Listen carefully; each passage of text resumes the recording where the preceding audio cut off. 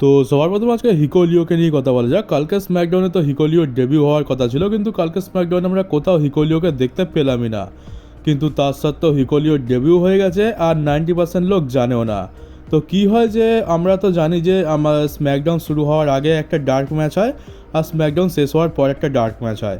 এগুলো টেলিভিশনে দেখানো হয় না আর এগুলোর কোনো রেকর্ডও থাকে না। এগুলো শুধুমাত্র ওই এরিনার ক্রাউডকে এন্টারটেন করার জন্য থাকে। এর কোনো মাথা মুন্ডু তো থাকে না স্টোরি লাইনের।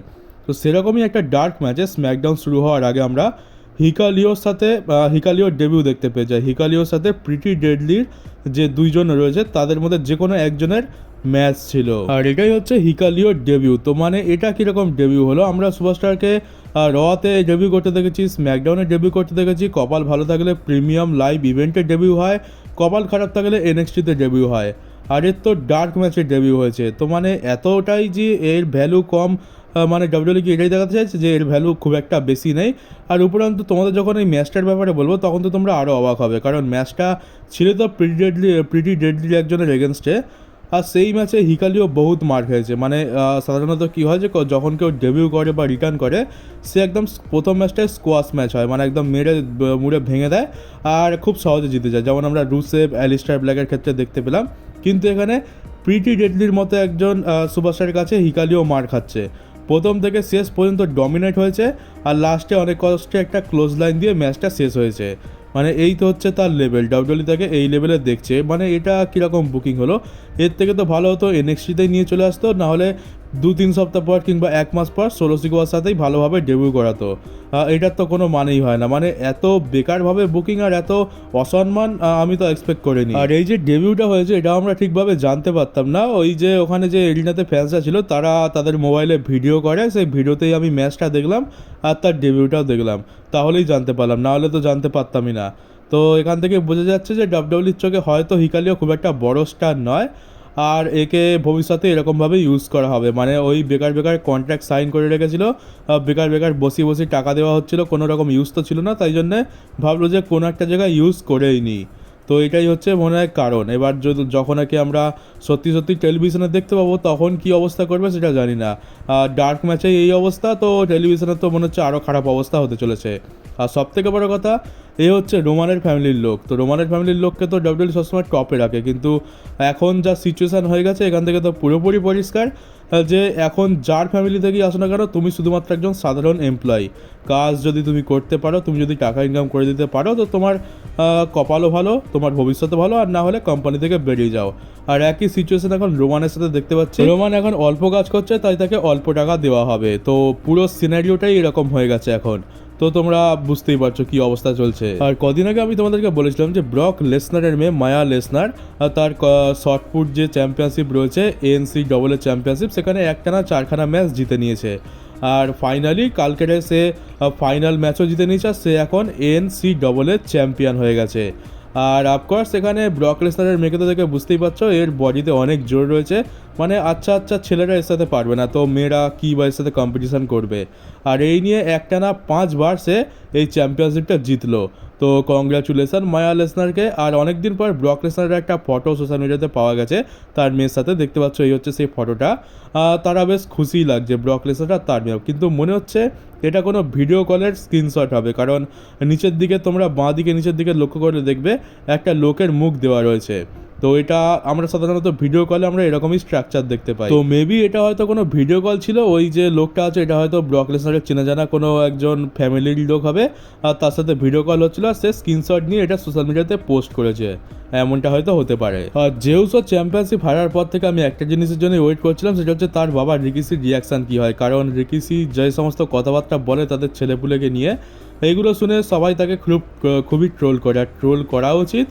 আর ফাইনালি রিকিসির রিপ্লাই বা বলতে পারো একটা রিয়াকশানও চলে এসছে। তো জেউসোকে যেভাবে হারানো হলো এটা নিয়ে রিকিসি একদমই খুশি নয়, সে চায় না যে তার ছেলেপুলেদের এরকমভাবে বুক করা হোক। তো তোমাদেরকে পুরো ঘটনাটা বলি, এই রিকিসি তো মানে কীরকম একটা ব্যাপার হয়ে গেছে, এ সবসময় চায় যে ছেলেপুলেদের ভালো করে বুক করা হোক, কিন্তু যখন ভালো করে বুক করা হয় তাও সন্তুষ্ট হয় না। তো প্রথমে বেশি পুরনো সময় যাব না, অনেক পুরনো হয়ে যাবে। তো জেউসের কথা বলি, জেউসও যখন প্রথম ইন্টারকন্টিনেন্টাল চ্যাম্পিয়নশিপ জেতে তখনও রিকিসি বলে যে না এটা ঠিকঠাক হচ্ছে না, আমার বুকিং পছন্দ হচ্ছে না। তারপর ইন্টারকন্টিনেন্টাল চ্যাম্পিয়নশিপ হেরে যায়, তখনও রেগে যায়, বলছে যে আমার ছেলের ভালো বুকিং হচ্ছে না। তারপরে গিয়ে যখন রয়্যাল রাম্বল জিতলো তখনও নাকি এ বলছে যে না এরকমভাবে জেতানো উচিত হয়নি, আর সে বুকিং পছন্দ হচ্ছে না। তারপর রেসলম্যানিয়াতে চ্যাম্পিয়ন হলো, তখনও ভাই এ খুশি নয়, মানে বলছে যে এ কীরমভাবে জেতানো হলো, এটা কেমন বুকিং চলছে। আর এখন তো চ্যাম্পিয়নশিপ হারিয়ে দেওয়া হয়েছে, এখন আরও বেশি রেগে আছে। মানে এ এমন একটা বুড়ো যে কোনোদিনও খুশি হবে না। এর ছেলেকে এত উঁচুতে নিয়ে গেল, এত কিছু করলো, এমনকি গান্থারের ব্যান্ডও বাজিয়ে দিল, কিন্তু তার সত্ত্বেও এর মন ভরে না। রয়্যাল রাম্বল জিতেও এ খুশি নয়। তো একটাই কথা বলবো যে এ তো ভাই মনে হচ্ছে মাথা খারাপ হয়ে গেছে, কারণ এর ছেলেদেরই কোনো রকম দম নেই, এর ছেলেরা মেন ইভেন্টের যোগ্যই নয়। কোন দিক দিয়ে ছেলেদের বড় রেসলার বলে মনে হয়? এরা ট্যাগ টিম ডিভিশন থেকে বিলং করে, আর বড়জোর মিড কার্ড টাইটেল এদের কাঁধে একটু হলেও মানিয়ে যায়। এদের ওয়ার্ল্ড টাইটেলে ক্যালিবারের রেসলারই নয়, এক তো এক গাদা বস করে, উপরন্তু হাতে গোনা মাত্র 2 থেকে 3খানা মুভ রয়েছে। তো এর ছেলেরাই অযোগ্য, আর এই সোশ্যাল মিডিয়াতে এসে এরকম বললে ফ্যান্সরা একে তো ট্রল করবেই। মানে এ কোনোদিন সন্তুষ্ট হবেও না, এর ছেলেরা তো সারা জীবন অযোগ্যই থাকবে, কোনো কাজের তো নয়, আর এরকমভাবেই ট্রোল হতে থাকবে। তো নিজের ছেলেদের চ্যালেঞ্জেই আর এখানে এসে ডাব্লিউডাব্লিউইকে গালাগালি দিচ্ছে। আর এই রিকিসি আর রিক ফ্লেয়ারের অবস্থা একদম সেম রয়েছে। মানে সাইলেন্ট ফ্লেয়ারেরও বুকিং দেখে রিক ফ্লেয়ার কোনোদিনও খুশি হয় না, যে বলে আরও ভালো বুকিং চাই, আরও ভালো বুকিং চাই। আর কত ভালোই বা বুকিং দেবে, যে উসোকে তো কত উঁচুতে কত ভালো বুকিং দিয়েছিল, কিন্তু তা সত্ত্বেও সে সেটা মানে বলতে পারো কাঁধে বই নিয়ে বেরোতে পারলো না, কারণ তাকে দেখে মনে হয় না যে এত ভালো বুকিংয়ে পেতে পারে। আর তারপর সাইলেন্ট প্লেয়ারের তো এখন নয় অবস্থা খারাপ হয়েছে, আগে তো বুকিং ভালোই থাকতো। তো এই দুটো বুড়োর মাথা তো পুরো খারাপ হয়ে গেছে। আর যে মিস্টার ইগুয়ানা এখন সব থেকে বেশি ভাইরাল চলছে, তো এইটাই হচ্ছে সেই মিস্টার ইগুয়ানার আসল রূপ বা আসল মুখ। দেখতে পাচ্ছ রে মিস্টারিওর সাথে এখানে সে ফটো তুলেছে, এটাই হচ্ছে আমাদের অরিজিনাল মিস্টার ইগুয়ানা। তো রতে 4th মেম্বার তো যে উসো হয়ে গেল, মিস্টার ইগুয়ানার তো আর স্পট রইল না।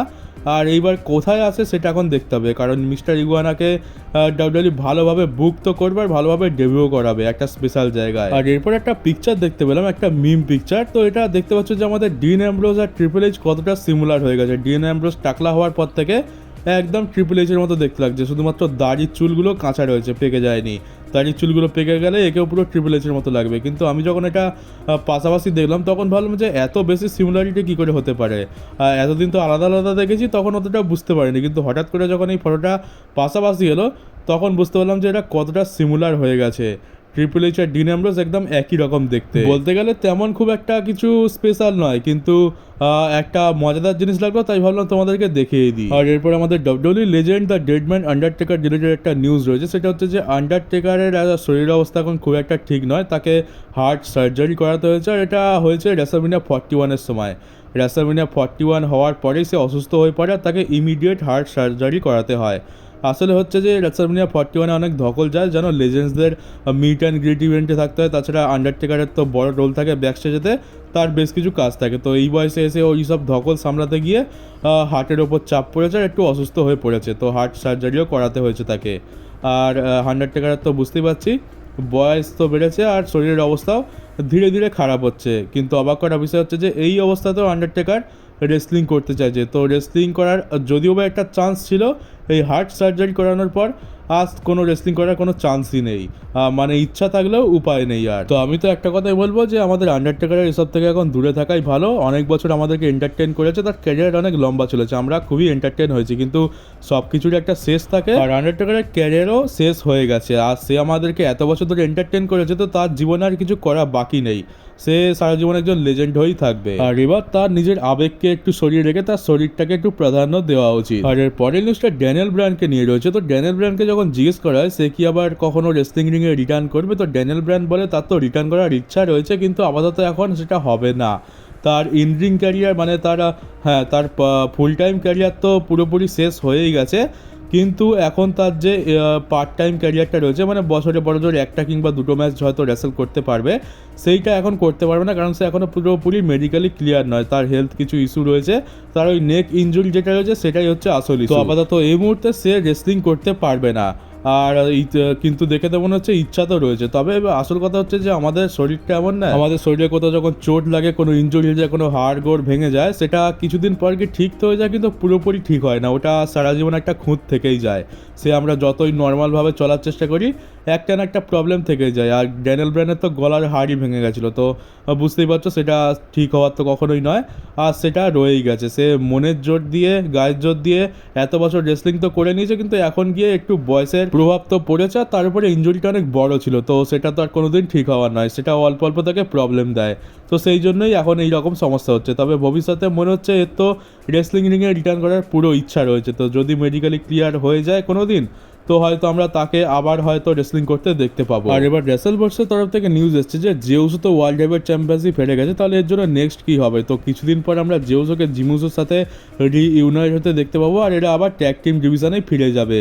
তো আমি তো সেটাই বলবো যে ট্যাগ টিম ডিভিশনে ফিরে যাও, বেকার বেকার কিং অফ দ্য রিং টুর্নামেন্টে ঢুকে ফ্যান্সদের আশা ভরসায় হেগে দেওয়ার কি মানে হয়, মানে কি দরকার ছিল জেউসোকে এখানে আসার। এমনিতেও জেউসো জিতে গেলে ফ্যান্সরা বহুত রেগে যাবে, আর জেউসোকে দেখে মনে হয় না যে king of the ring tournament জেতার যোগ্য।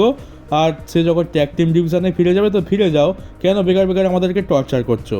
এর জন্য ওই ট্যাগ টিম ডিভিশনই ঠিক আছে, ও ওখান থেকে বিলং করে, ওর দ্বারা বড়সড় কিছু হবে না, কারণ বড়সড় যদি কিছু করেও দেয় তাও কারোর বিশ্বাসই হতে চায় না যে এত বড় কিছু করতে পারে, কারণ সেই রকম কিছু অড়াই নেই, কিছু ফিলই নেই। ওই সাপের মতো টেরিয়ে বেঁকিয়ে চলা, তারপর ইট করা, ওগুলো শুধুমাত্র লোয়ার কার্ড ডিভিশনের সুপারস্টারদেরকেই মানায়, কিন্তু একজন ওয়ার্ল্ড চ্যাম্পিয়নকে কখনো ওই সবে মানায় না। আর তোমরা WCW লেজেন্ড স্কট স্টাইনারকে তো চেনো, তো সেই স্কট স্টাইনারের ছেলে ব্রক স্টাইনার আর ডাব্লিউডব্লিউইর সাথে সাইন করে নিয়েছে। তোমরা একেবারে ডান দিকে নিচের দিকে যাকে দেখতে পাচ্ছ, এই হচ্ছে ব্রক স্টাইনার, একেও আমরা ভবিষ্যতে ডাব্লিউডব্লিউইতে দেখতে পেতে চলেছি। আর এই ব্রন ব্রেকারের সাথে সম্পর্ক রয়েছে, কারণ স্কট স্টাইনারের ভাই হচ্ছে রিক স্টাইনার, আর তার ছেলে হচ্ছে ব্রন ব্রেকার, মানে এরা কাকার ছেলে যেটার ছেলে। তার সাথে সাথে এখানে টাইটাস অনিলের ছেলে আর মার্ক হেনরি, এই দুজনও কিন্তু ডাব্লিউডব্লিউইর সাথে সাইন অলরেডি রয়েছে। তো এই তিনজন হচ্ছে ডাব্লিউডব্লিউইর ভবিষ্যৎ, এদেরকে আমরা ভবিষ্যতে দেখতে পেলেও পেতে পারি, আবার রিলিজও হয়ে যেতে পারে। আর এদের এখন আপাতত রেসলিংয়ের জগতে পদার্পণ করার জন্য ট্রেনিং চলছে, আর ট্রেনিং কমপ্লিট হয়ে গেলেই ডাব্লিউডব্লিউই এদের ওপরে পুশ করা শুরু করবে। এরপরে নিউজ হচ্ছে যে অমাস ডাব্লিউডব্লিউইর সাথে একটা বড় ডিল সাইন করে নিয়েছে। বড় ডিল বলতে কম করে হলো 5 থেকে 6 বছরের ডিল তো হবেই, কত বছরে সেটা বলেনি, কিন্তু বলেছে যে একটা লম্বা ডিল সাইন করেছে। তো অমাস এখন ডাব্লিউডব্লিউইতে থাকবে, তার কন্ট্রাক্ট রিনিউ হয়ে গেছে। আর অমাসকে আমরা কবে দেখতে পাবো সে তো আমরা জানি না। অমাস এটাই বলছে যে ডাব্লিউডব্লিউই তাকে স্পেশাল মোমেন্টের জন্য স্পেশাল অ্যাট্রাকশন হিসাবে ইউজ করতে চায়, কিন্তু কোনো জায়গাতেই তো আমরা তাকে দেখতে পাই না। স্পেশাল জায়গা কখন আসবে আর তাকে কখন স্পেশালভাবে ইউজ করা হবে। সে লম্বা চওড়া, বেশ শক্তিশালী, এই জন্য তাকে স্পেশাল অ্যাট্রাকশন বানিয়ে দেওয়া হয়েছে মনস্টার বানানোর জায়গায়। এক সময় এই রকম ধরনের সুপারস্টারদেরকে মনস্টার হিসাবে বুক করা হতো, আর এখন এই সমস্ত সুপারস্টারদের স্পেশাল অ্যাট্রাকশন হিসাবে বুক করা হয়, কিন্তু বুক করা হয় কোথায়, একে তো আমরা দেখতেই পাই না। এমনকি রয়্যাল রাম্বল আর তারপরে ব্যাটেল রয়্যাল যে সমস্ত ম্যাচ থাকে সেখানে এদেরকে সব থেকে বেশি দরকার হয়, সেখানেই সব থেকে এদের বেশি ইউজ, তো সেখানেও তাদেরকে ইউজ করা হচ্ছে না। তাহলে ইউজ করা হবেটাই বা কোথায়। ডাব্লিউডব্লিউই যা সমাজকে যাও করে ধরে রেখে দিয়েছে যাতে এ অন্য কোনো কোম্পানিতে না চলে যায়, কারণ একে যদি ডাব্লিউডব্লিউই রিলিজ করে দেয় তো AEW তো বসে রয়েছে একে নেওয়ার জন্য, কারণ ওখানে এরকম জায়েন্টদের ভালো মতো ইউজ তো হয়, আর সেখানে এত বড় জায়েন্ট তো নেই, তো টনি খান একদম লুটে নেবে। তো চলো গাইজ, এই ছিল আজকে নিউজ ভিডিও। কেমন লাগলো কমেন্ট বক্সে অবশ্যই জানিও। নতুন হতে হলে চ্যানেলটাকে সাবস্ক্রাইব করে নোটিফিকেশন বেলটাকে অন করে দিও, পারলে ভিডিওটাকে শেয়ারও করে দিও। তো চলো বন্ধুরা, দেখা হচ্ছে তোমাদের সাথে ডাব্লিউডব্লিউইর নতুন একটা নিউজ ভিডিওতে।